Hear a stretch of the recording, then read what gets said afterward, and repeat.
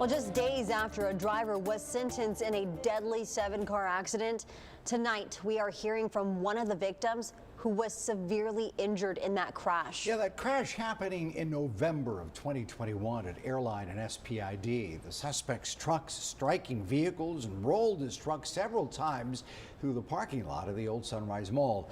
Our Bill Churchwell joins us now with a look at why that victim is speaking out tonight. Bill? You know, it's one of those scenes you never forget. I was there that day to cover the crash. One man was killed, 2 others seriously hurt, including one grandmother who spoke with me, saying it was important to share her family's untold story from that day. The accident leaving her with life-altering injuries. But she says she knows how extremely lucky she is to be alive. I was with my daughter.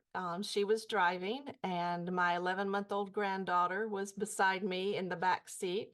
The family was stopped here at a red light at the intersection of SPID and Airline. Rosalind had dropped one of her toys, and so we were stopped at the stoplight. I unbuckled my seatbelt, reached over, got the toy. Just as the light turned green, she put her seatbelt back on when I heard the audible command, lean forward. A move that quite possibly saved her life. The family's vehicle hit by a truck said to be going over 100 miles an hour. Flipped front over end at least 3 times. The person that hit us went airbound, went and landed in Planet Fitness. Oh, this accident actually started way over there, several yards away. This is what the family's car looked like before the crash and after. The back end crushed. I was sitting right there.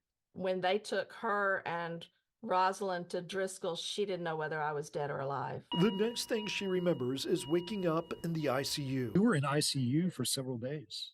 10 days in ICU and then 3 weeks in Doctors Regional. Suffering multiple injuries. These are just a few. On the left side, broken ankle, dislocated femur, broken pelvis, lacerated kidney, crushed sciatic nerve. The grandmother faced a long road to recovery. I'm learning to adjust to a foot that doesn't work. Despite it all, Monroe, a senior pastor at a Tennessee church, knows how blessed they are. And that's what we all hold on to, is Leah and Rosalind and I are alive. 2 years after the crash, the man who caused it, Derek St. Amant, was sentenced by a judge last week to 6 years in jail. You believe 6 years is enough?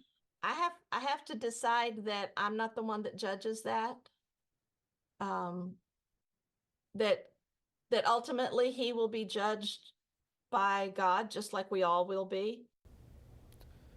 And over the last 2 years, Monroe said that the trial faced several delays as she was hopeful that the case would have gone to a jury trial, which is when she would have been able to give her statement. But because he took a plea deal, that couldn't happen until after the fact, which is another reason why she felt it was so important to share her story, to illustrate the devastating impact that choosing to drive under the influence can have on others. Back to you. Certainly can. What a powerful story.